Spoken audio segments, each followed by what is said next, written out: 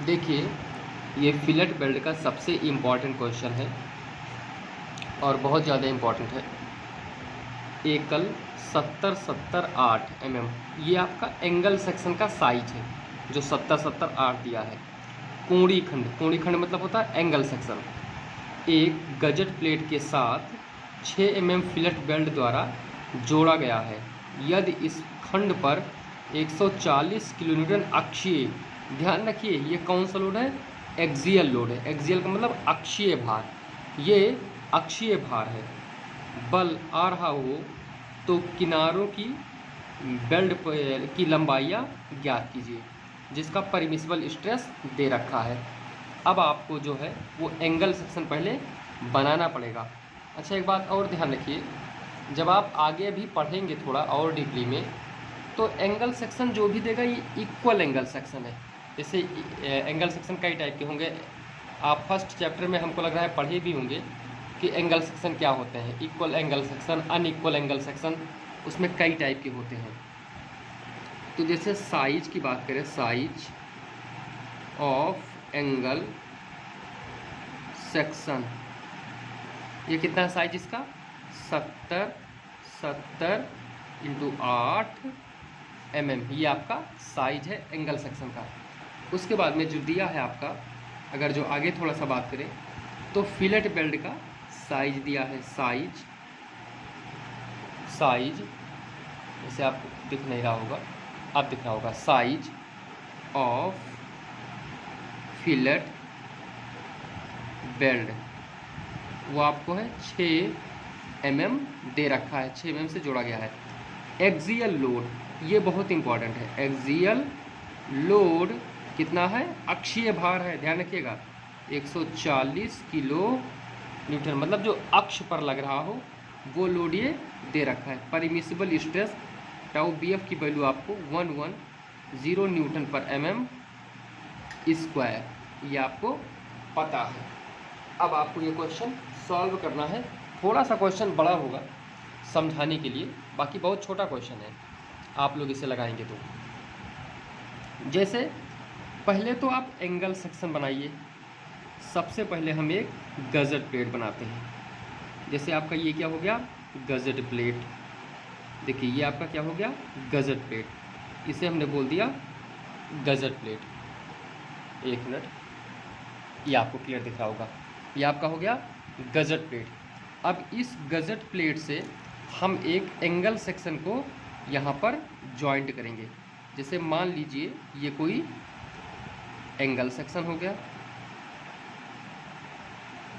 ऐसे हमने इसे बना दिया, ये क्या हो गया, एंगल सेक्शन। एंगल सेक्शन मतलब एल सेक्शन, आपने पढ़ा होगा मैकेनिक्स में, सोम में, जैसे होता था ना एल सेक्शन, ऐसे आप पढ़े होंगे एल सेक्शन, ठीक।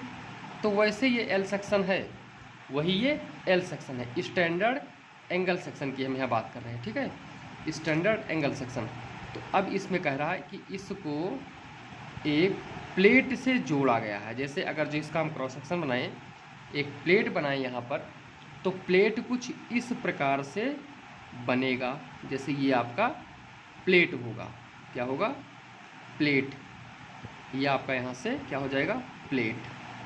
देखिए ये आपका क्या होगा, प्लेट होगा, जिसको आप गजट प्लेट के द्वारा जोड़ेंगे, ऐसे कुछ और ऐसे कुछ। ये आपको गजट प्लेट, ये आपका क्या है, गजट प्लेट। देखिए ये आपका मेन प्लेट है, ये आपका क्या है, मेन प्लेट, और ये आपका क्या है, गजट प्लेट, गजट प्लेट। ये प्लेट को जोड़ेंगे तो ऐसे को जोड़ेंगे, और एंगल सेक्शन तो हमारा ऐसे ही जुड़ेगा। ये क्या है, ये भी गजट प्लेट है आपका, गजट प्लेट। गजट प्लेट ये होता है जो अपने अंदर किसी को जॉइंट करे, मतलब जोड़ दे। अच्छा, किससे जॉइंट किया गया है, वेल्डिंग। तो एक वेल्डिंग आपका यहाँ हो जाएगा जैसे, और यहाँ वेल्डिंग हो जाएगा। तो यही कह रहा है कि जो ये वेल्डिंग हो रहा है इसकी लंबाई क्या होगी, इसकी लेंथ क्या होगी, जो कि हमें नहीं पता है। एक बात आप ध्यान रखिए, इस एंगल सेक्शन का, अब इसे देखिए यहाँ पे मैं आपको समझाने के लिए बता रहा हूँ। इस एंगल सेक्शन का हम लोग क्या करते हैं, जैसे ये 70 हो गया मान लीजिए, ये भी आपका 70 हो गया, ये भी आपका 8 है और ये भी आपका 8 है। अगर जो इसका हम कहें सेंट्रॉइड निकालने हैं तो क्या आप निकाल लोगे इसका सेंट्रॉइड? इसका सेंट्रॉइड मान लो यहाँ से कुछ यहाँ तक होगा, ठीक। तो यहाँ से ये वैल्यू हमको कुछ मिलता था जब हम लोग निकालते थे, ठीक है। सेंट्रॉइड इसका हम क्या करते थे, सी जी इसका निकालते थे। सेंटर ऑफ ग्रेविटी ना, केंद्रक, जिसे आप हिंदी में कहते थे केंद्रक, ये दूरी आप निकाल लेते थे, बाकी ऊपर का दूरी इसमें से घटा के हमको पता चल जाता था। तो ये 70, ये 70, ये 8, ये आप कर लोगे। अगर जो आप नहीं कर पाओगे तो भी हम अलग से बता देंगे, बस ये है कि ये क्वेश्चन के सॉल्यूशन में नहीं रहेगा जो सेंट्रॉइड निकालना है।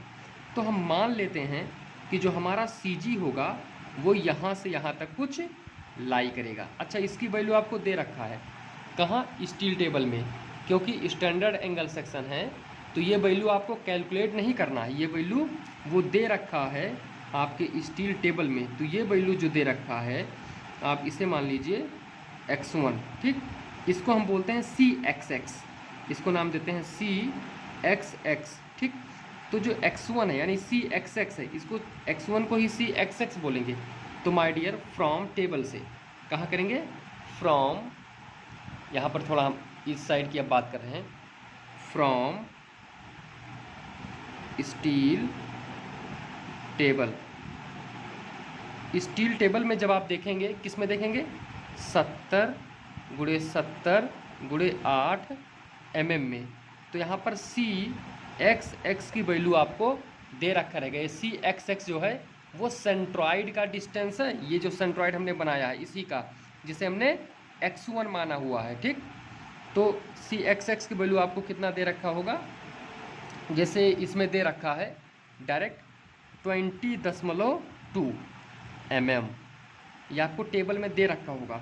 अच्छा, मान लीजिए जो CXX है इसे हमने क्या माना है, x1, इसे हमने क्या माना है, x1।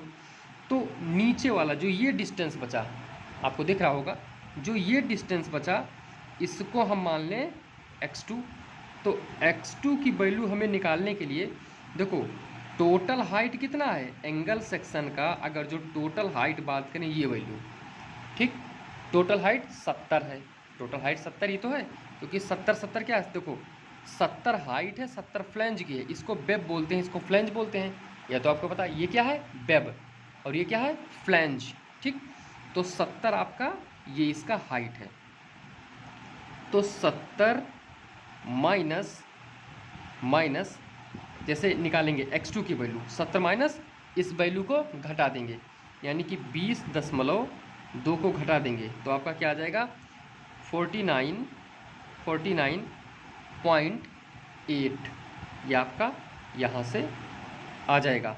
अगर जो ये आपके समझ में नहीं आ रहा है कि ये वैल्यू कैसे आ रहा है, तो इसको कैलकुलेट करने के लिए हम यहाँ पर थोड़ा सा डायग्राम के लिए देख लेते हैं। देखो, हम आपको दिखाते हैं प्रैक्टिकली, ये आपके सिलेबस में नहीं है, आप ध्यान रखिए इसको, बस आपको कॉन्सेप्ट देने के लिए हम ये क्वेश्चन करवा रहे हैं जो अब करने जा रहे हैं। जैसे देखो, ये एंगल सेक्शन होगा, ठीक। सॉल्व करते हैं थोड़ा सा एक्स्ट्रा, ये एक्स्ट्रा है, ये आपके सिलेबस में नहीं है, ध्यान रखिए इसको। ये हो गया, ठीक। क्या कह रहा है, ये आपका कितना है 70 mm, ये भी कितना है 70 mm, 8 mm इसकी क्या होगी मोटाई, और ये भी होगा आपका 8 mm। तो देखो यहाँ से इसको कट कर लेते हैं हम। हमेशा देखो, हमको y बार, सेंट्रॉइड को क्या बोलते थे y बार, जो वहाँ पर CXX बोला गया है, अभी हम आपको दिखाए हैं CXX, उसको एक क्या बोलते थे y बार, हम लोग क्या बोलते थे, देखिए CXX आपको दिख रहा होगा 20.2, इसको हम y बार से लिखते थे, ठीक है। y बार की वैल्यू हमेशा आती थी, ठीक। तो आप इसका विशेष ध्यान रखिए थोड़ा सा, ठीक है। देखते हैं यहाँ पर, जैसे y बार अगर जो हम निकालें तो कैसे निकलेगा, यहाँ से चलना प्रारंभ करते हैं, ऐसे आप एक्सिस ओरिजिन मान लेते थे, ये मान लीजिए O, ठीक। मतलब ये अक्ष हो गया, फिर ये हो गया, ये तो सब आपके होंगे ना इसमें ओरिजिन मान करके, ये O हो गया। तो यहाँ से y पे चलिए, तो देखो पहला सेक्शन और दूसरा सेक्शन, इसमें 2 सेक्शन है। तो पहले का एरिया, अगर जो पहले का एरिया की बात करें तो 70 × 8, देखो y बार की फार्मूला होता है A1 फिर y1 और plus A2 y2 upon a1 plus a2। देखो डियर, अब जो जैसे तुम्हें y1 और y2 ही नहीं समझ में आएगा, जैसे देखो इसका y1 निकालेंगे, हमेशा वर्टिकल डिस्टेंस चलेंगे। देखो a1 तो तुम्हें पता है, a1 क्या हो जाएगा 70 गुणे 8, y1 ऐसे निकाल लो। तो देखो यहाँ से चलेंगे तो इसका सेंट्रॉइड, सेंट्रॉइड का मतलब हाफ, रेक्टेंगल का जो सेंट्रॉइड होता है वो कितना होता है d/2। तो d की वैल्यू कितनी है 8, तो 8/2 बराबर 4 हो गया। ये आपका 4, ये 4 लिखा है, ध्यान रखिए, ये 4 लिखा है, ठीक है, ये y1। अब ऐसे a2 आप निकाल लोगे। तो देखो हमको टोटल हाइट पता है यहाँ से और यहाँ तक 70। तो माय डियर आपने सेक्शन 2 को यहीं तक माना है, तो यहाँ से और यहाँ तक हाइट हमको निकालना होगा। तो 70 में से 8 को घटा दें तो क्या हो जाएगा 62, ये 62 mm हो जाएगा। ये देखिए 62 mm, ठीक। तो A2 का अब एरिया कितना हो जाएगा 62 गुणे 8 mm, ठीक। और जब y2 हम निकालेंगे तो देखो चलना प्रारंभ यहीं से करेंगे, हमेशा ध्यान रखिए चलना प्रारंभ यहीं से करेंगे। तो ये हो जाएगा 8। देखो पहले का हम सेंट्रॉइड निकाल चुके हैं 8/2, तो 8 को जोड़ लेंगे, जो हमें रास्ते में मिलेगा उसे क्या करेंगे ऐड करेंगे, क्योंकि हम दूसरे के लिए सेंट्रॉइड निकाल रहे हैं। तो 8 प्लस, अब देखो दूसरे का सेंट्रॉइड कितना है, डेप्थ कितनी है 62, तो 62/2, तो 8, अब 62 कितना 31 और 8 39, ठीक।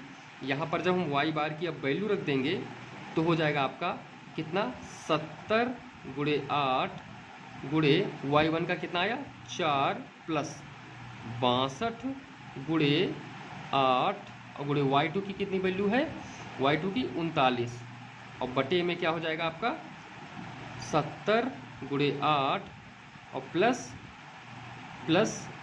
62 गुणे 8। जब यहाँ से आप वैल्यू निकाल लेंगे y बार की तो ये 20.2 ही आएगा। ध्यान रखिए आप, ये कितना आएगा 20.2 mm ये आएगा, 20.2 mm। अगर जो आपको ना भरोसा हो तो लीजिए मैं कैलकुलेटर में निकाले दे रहा हूँ। जैसे हमने क्या कर दिया ब्रैकेट, ठीक, यहाँ पे हमने क्या लगा लिया ब्रैकेट। एक मिनट आप कैलकुलेटर को ध्यान दीजिए थोड़ा। जैसे क्या लिखा है 70 गुणे 8 गुणे 4 प्लस 62 गुणे 8 गुणे 39 और ब्रैकेट क्लोज डिवाइड बाई 70 गुणे 8 गुणे प्लस 62 गुणे 8, ओके। ये देखिए 20.43 एग्जैक्ट आंसर आ रहा है। यानी कि जो CXX माना जाता है वो कितना है सेंट्रॉइड है, बस वो कुछ नहीं है। जो अब हम यहाँ पर पॉइंट की बात करें, देखो हमने कॉन्सेप्ट आपको दे दिया है कि कैसे मानते हैं, कैसे आता है।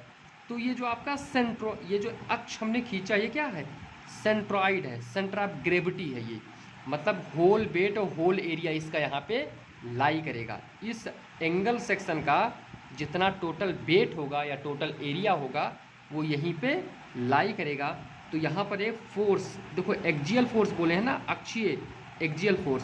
तो माय डियर एक्जियल फोर्स कितना हो जाएगा आपका, एक्जियल फोर्स होते हैं 140 किलो न्यूटन। तो ये 140 किलो न्यूटन ये हो गया। अब देखो जो कॉर्नर होंगे यहाँ पर भी कुछ फोर्स जनरेट होंगे, ठीक, तो वो एक्जियल था। अब इस फोर्स को मान ले रहे हैं F1, ठीक, क्योंकि किनारों पर भी फोर्स जनरेट होगा और जो किनारों पर दूसरा फोर्स जनरेट होगा उसे हम क्या मान लें F2, ठीक।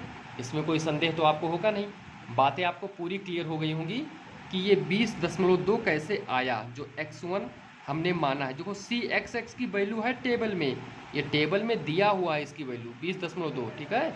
x1 हमने अपने मन से माना है, डिस्टेंस जो CXX नाम था उसको हमने x1 मान लिया है और इस डिस्टेंस को x2। तो x1 हमें पता है तो x2 हम निकाल लेंगे क्योंकि टोटल हाइट 70 है, ठीक है। 70 में से x1 को घटा देंगे तो x2 की वैल्यू आ जाएगी। वही हमने नीचे किया हुआ है, देखो 70 माइनस 20.2 को घटाया है तो x2 की वैल्यू हमें पता चल गई है, ओके। अब देखो हम क्या करते हैं, यहाँ पर पॉइंट थोड़ा सा क्या करेंगे। सबसे पहले F बराबर, जो हमने F1 F2 माना है, F बराबर कितना होगा, F1 प्लस F2। देखो F1 F2 क्या है, ये कॉर्नर जो वेल्डिंग है, जहाँ पे हमने वेल्डिंग किया है उस पर कितना फोर्स लग रहा है, वो F1 F2 होगा। तो F बराबर एक्जियल जो अक्षीय फोर्स है वो तो हमको दे रखा है 140 किलो न्यूटन बराबर F1 प्लस F2। ये आपका हो गया पहला इक्वेशन। ठीक, ये पहला इक्वेशन हो गया। अब आप ध्यान रखिए, एक पॉइंट आपको बताने जा रहा हूँ, बहुत ही इंपॉर्टेंट है। अगर जो ये पॉइंट आप समझ गए तो आगे कुछ नहीं है, सारे के सारे क्वेश्चन इसी पे बेस्ड होंगे और सारे क्वेश्चन यहीं से सॉल्व हो जाएंगे। यही एक कॉन्सेप्ट पूरे बिल्डिंग में चलेगा, चाहे टेंशन हो चाहे कंप्रेशन हो, कोई भी मेंबर हो, ये कॉन्सेप्ट आपको याद रखना है। देखिए ये अक्ष है, ठीक, यहाँ अगर जो हम मूवमेंट ले लें, यहाँ पर मूवमेंट ले लें, मूवमेंट बराबर जानते हो क्या होता है, फोर्स इनटू परपेंडिकुलर डिस्टेंस। तो देखो फोर्स क्या है F1 और इसकी परपेंडिकुलर डिस्टेंस x1 है, और x1 की वैल्यू आपको पता है कितना, 20.4। तो देखो एक बात ध्यान रखो, इस कलम को हमने फिक्स किया, जिसके अबाउट मूवमेंट लेते हैं उसको रोटेट करते हैं, F1 ऐसे घुमाएगा, तो F1 क्या है, क्लॉकवाइज है। ठीक, लेकिन ध्यान रखिए जो F2 है वो एंटी घुमाएगा ऐसे, ये एंटी जाएगा ना ऐसे। तो आप एंटी और क्लॉकवाइज कुछ मत समझिए, बस आप एक चीज़ें याद रखिए कि F1 का दिशा डायरेक्शन अलग होगा, इस दिशा में घुमाएगा, और F2 का दिशा अलग होगा। तो F1 और F2 को माइनस प्लस मत लिखिए, एक दूसरे के बराबर लिखिए, F1 गुणे x1। भाई अगर जो हम लिखेंगे, जैसे मूवमेंट ले रहे हैं कि मूवमेंट कहाँ, मूवमेंट यहाँ लिख रहा हूँ, देख लो वीडियो बन रहा है, आप लोग देखिए, मूवमेंट मूवमेंट कहाँ पर ले रहे हैं, मूवमेंट अबाउट सेंट्रॉइड पर मूवमेंट। तो देखो जिस पॉइंट पर मूवमेंट लेंगे वहाँ का फोर्स 0, तो 140 यहाँ 0 हो जाएगा। अब मूवमेंट लो तो क्या हो जाएगा, F1 गुणे x1 बराबर F2 गुणे x2। अब x1 x2 की आपको वैल्यू पता है, तो F1 गुणे क्या हो जाएगा, 20.2 बराबर F2 गुणे क्या हो जाएगा आपका 49. आपको दिख रहा होगा 49.8। ठीक, ये क्लियर हो गया। देखिए ये पॉइंट आपको क्लियर होना ही होना चाहिए, क्यों, क्योंकि ये बहुत ही इम्पॉर्टेंट पॉइंट है। अब यहाँ से F1 देखिए ये अलग है, मूवमेंट ऑफ इनर्शिया हमने अभी लिखा है, ठीक है, उसे अलग रखिएगा। यहाँ से ये लाइन के जो ऊपर लिखा है ये अलग रखिएगा, ठीक। बाकी यहीं से है सॉल्यूशन आपका, यहाँ से सॉल्यूशन स्टार्ट होगा, ठीक है। तो F1, अब देखो 20.2 को उधर ले जाओ, तो F1 बराबर क्या हो जाएगा, F2 गुणे 49.8 और बटे 20.2।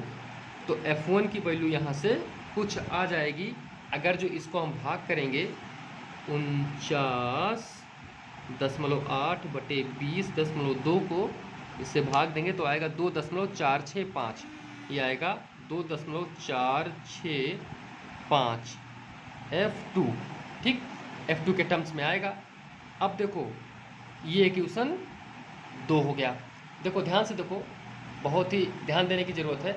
जो इक्वेशन 2 है और इक्वेशन 1 है, अगर जो F1 की वैल्यू यहाँ पे रख दें तो हमें F2 की वैल्यू पता चल जाएगी। देखो यहाँ पे सब्स्टिट्यूट कर रहा हूँ, वैल्यू को बस पुट कर रहा हूँ माय डियर। देखना क्या है, F1 बराबर जैसे 140 किलो न्यूटन, ये किलो न्यूटन है ना, तो किलो न्यूटन रहने देते हैं, बराबर F1 की वैल्यू कितनी है 2.465। यहाँ से वैल्यू लिया हूँ F2 और प्लस F2। अब देखो F2 और F2 ये जुड़ जाएंगे तो कितना हो जाएगा 3.465 F2। ठीक, अब F2 की यहाँ से वैल्यू निकाल लें, F2 की क्या निकाल लें, वैल्यू। F2 की वैल्यू कितनी आ जाएगी 140 बटे 3.465, तो बराबर कर देंगे, तो डिवाइड कर दें इसको, आंसर +1। अब डिवाइड कर दें कितने को 140 बटे, तो आएगा 40.4 F2 की वैल्यू कितनी आई 40.4 किलो न्यूटन, ये वैल्यू आ गया। अब इस F2 की वैल्यू इस इक्वेशन में रख दें तो क्या हमें ये पता हो जाएगा F1। तो देखो क्या है, F1 बराबर F2 को उधर लेकर जाओ माइनस में हो जाएगा, तो 140 माइनस F2 यहाँ से लिया हूँ, इस इक्वेशन से ले रहा हूँ, इस इक्वेशन से सॉल्व कर रहा हूँ, ठीक। इस F2 को इक्वल के इधर लेकर जाओगे तो क्या हो जाएगा माइनस में, तो माइनस बराबर 140 माइनस 40.4, तो F1 की जो वैल्यू आएगी वो आ जाएगी 140 माइनस, तो आएगा 99.6, ये आएगा 99.6 किलो न्यूटन। F1 F2 अगर जो आप निकाल लिए हैं तो अब लंबाई निकालने में कोई दिक्कत नहीं होगी आपको। देखिए लंबाई कैसे निकालेंगे, अब दोनों की हम लेंथ निकाल लेते हैं कि इसकी लंबाई क्या होगी। किसकी लंबाई निकालना है हमको इस प्लेट की। देखो ये L1 है, मान लो ये लंबाई है, ये बिल्डिंग किया गया ना, क्योंकि आपने इधर F1 माना है तो इसे L1 मान लो, और इधर F2 माने हो तो इसे क्या मान लो L2 मान लो, ठीक। L1 L2 हमने मान लिया। अब देखो L1 को हमको निकालना है, हमने L1 का फॉर्मूला आपको पहले ही बताया है। L1 का फॉर्मूला हमने क्या बताया है, थोड़ा कॉन्सेप्चुअल है, क्वेश्चन बहुत आसान है लेकिन थोड़ा सा कॉन्सेप्ट है, ठीक है। देखो हमने क्या बताया है, L1 बराबर स्ट्रेंथ, क्या होता है स्ट्रेंथ अपॉन पर mm स्ट्रेंथ, पर mm स्ट्रेंथ। अब देखो पर mm स्ट्रेंथ आपको निकालना पड़ेगा, पर mm स्ट्रेंथ, तो पर mm स्ट्रेंथ क्या होता है फॉर्मूला, T गुणे L into tau VF। L की वैल्यू कितना लेंगे 1, पर mm स्ट्रेंथ में L की वैल्यू कितना लेते हैं 1 लेते हैं। T बराबर क्या होता है K इंटू S, K की वैल्यू 0.7, T बराबर क्या होता है K इंटू S, और S की वैल्यू कितनी है 6, क्योंकि जो बिल्डिंग का साइज दिया है वो 6 mm दिया है, गुणे 1 और गुणे 110, ये वैल्यू आपका 462 mm आ जाएगा, ठीक। सॉरी न्यूटन पर mm ये आ जाएगा 462, ठीक। अब देखो स्ट्रेंथ L1 निकाल लेना, तो L1 पे किसका स्ट्रेंथ रखेंगे F1 का, जो हमने F1 को अभी कैलकुलेट किया है, ध्यान रखिए। नहीं L1 पे आप कुछ और रख दीजिए, क्योंकि हम L1 का लंबाई निकाल रहे हैं, तो L1 पे F1 का रखिए, तो हो जाएगा L1 बराबर F1 का आया जैसे F1 बटे 462, F1 की वैल्यू कितनी है 99.6 गुणे 10 के पावर 3, क्यों किया, क्योंकि न्यूटन में कर लिए, 462 आपका न्यूटन में है ही, तो यहाँ से L1 की वैल्यू आपको आ जाएगी, तो 99.6 बटे 462 गुणे 1000 किया जाए तो आएगा 215.58, ये कितना आ रहा है 215.58 mm, ये L1 का वैल्यू हो गया। अब क्या निकाल लेंगे आप L2, ऐसे ही L2 को भी आप सॉल्व कर लेंगे, तो L2 मान लीजिए हम यहाँ से निकाल लें माय डियर, L2 बराबर क्या हो जाएगा हमारा F2 बटे 462, पर mm स्ट्रेंथ है 462, ये 462 है 6 है ये, तो F2 की वैल्यू कितनी है 40.4 गुणे 10 के पावर 3 और बटे 462, यहाँ से L2 की वैल्यू आप निकाल लीजिए, इसको अगर जो भाग देंगे कितना है 40.4 बटे 462 कर दें तो गुणे 1000 कर दें तो ये आएगा 87.44 mm, ये आपका आंसर हो गया एग्जैक्ट दोनों क्वेश्चन का। सारे क्वेश्चन ऐसे ही लगेंगे, ये क्वेश्चन आपको टेंशन मेंबर में भी देखने को मिलेगा, आप इसे ध्यान रखिए। और ये जो हमने सेंट्रॉइड आपको बताया है, ये कहीं अलग पन्ने में अपनी जानकारी के लिए, अपनी नॉलेज के लिए लिख लीजिए, अगर जो आपको नहीं पता है तो।